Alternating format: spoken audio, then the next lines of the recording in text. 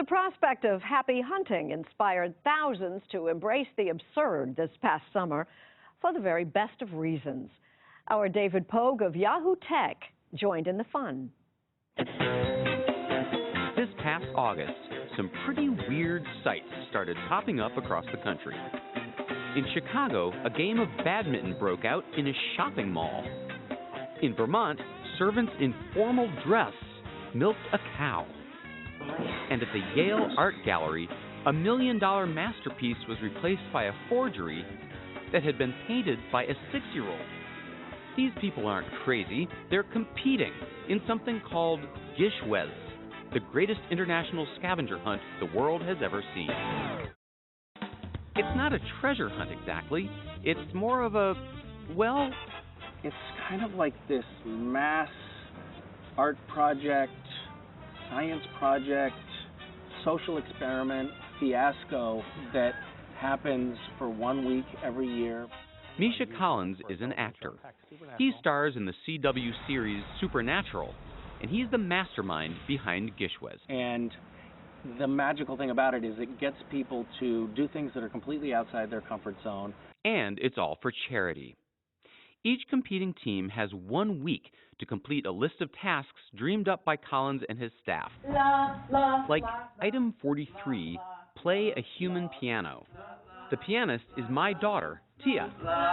Yeah, I'll throw everyone in that way. These are her teammates, meeting for one of their daily video chats.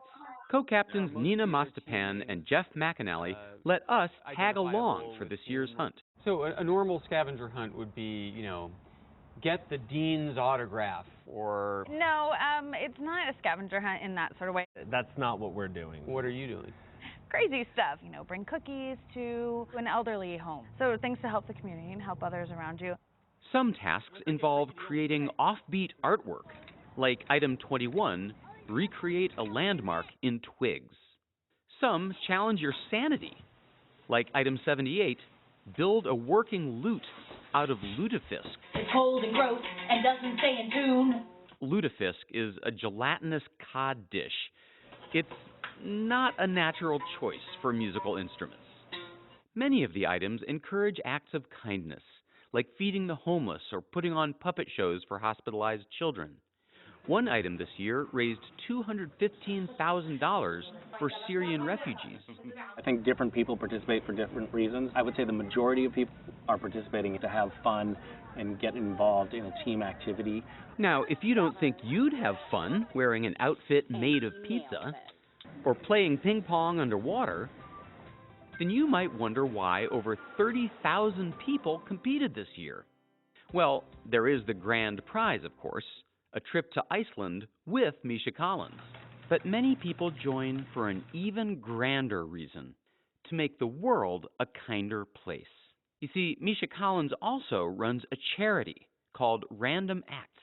We do things that kind of run the gamut from, people just handing out flowers to strangers on the street to building orphanages in Haiti or high schools in Nicaragua. The entry fees for GISHWHES fund that charity.